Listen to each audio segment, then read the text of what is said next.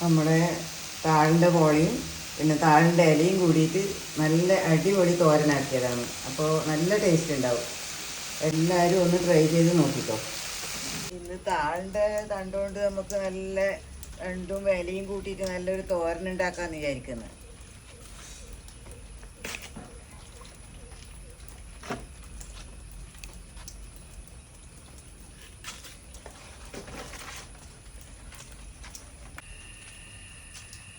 താളിൻ്റെ പോളയുടെ തോലി ഇങ്ങനെ കളഞ്ഞിട്ടെടുക്കുക.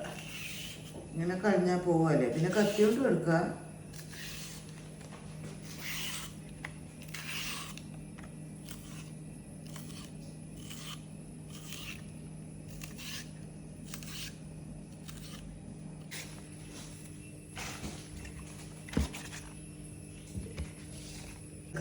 തോരൻ വെക്കാൻ വേണ്ടിയിട്ട്. അപ്പോൾ അതിൻ്റെ ഇലയിൽ ഇത് ഇങ്ങനെ പൊളിച്ച് കളയണം. അങ്ങനെ പൊളിക്കാനൊന്നും അധികമൊന്നുമില്ല, പിന്നെ ഇങ്ങനെ കീറിയിട്ട് എടുക്കണം.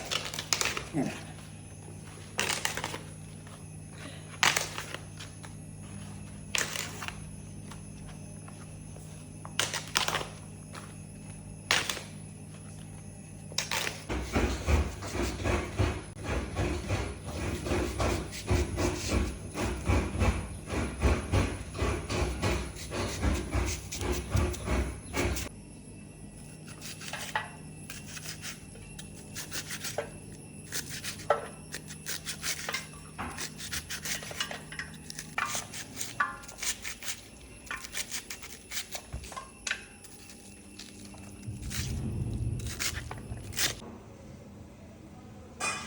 ഇല ഇങ്ങനെ കീറിയിട്ട് എടുത്തിട്ടുണ്ട്. ഇത് നമുക്ക് ചെറുങ്ങനെ അരിഞ്ഞിടാം.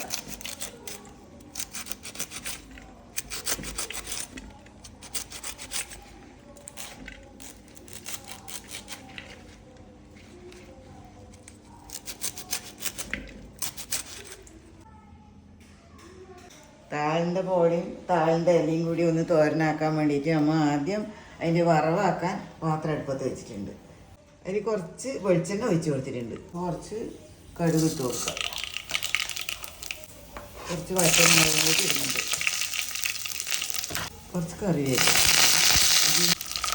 ഇതിലേക്ക് കുറച്ച് ചുവന്നുള്ളിയും പിന്നെ പച്ചമുളകും കുറച്ച് വെളുത്തുള്ളിയും കൂടി ചേർത്ത് ഇടാം. ഇതിലേക്ക് നമുക്ക് മുറിച്ച് വെച്ച് കായണ്ടകം ഇട്ട് കൊടുക്കാം. കുറച്ച് മഞ്ഞൾപ്പൊടി ഇട്ട് കൊടുക്കുന്നുണ്ട്. കുറച്ച് ഉപ്പ്, ഒരു അരസ്പൂൺ ഉപ്പ് ഇട്ടിട്ടുണ്ട്. അപ്പോൾ ഇതെല്ലാം കൂടി നമുക്കൊന്ന് മിക്സാക്കിയിട്ട് അരച്ച് വെക്കാം. തീ കുറച്ചിട്ട് അരച്ച് വെക്കാം.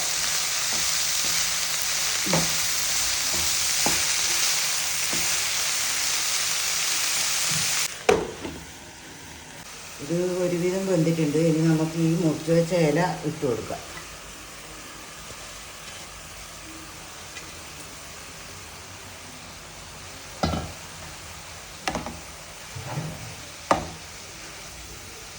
നമുക്ക് അടച്ച് വെക്കാം. വേവാൻ തീ കുറച്ചിട്ട് വെക്കാം. നമ്മുടെ വറവ് ശരിയായിട്ടുണ്ട്. അതിൽ കുറച്ച് തേങ്ങ ഇട്ട് കൊടുക്കാം.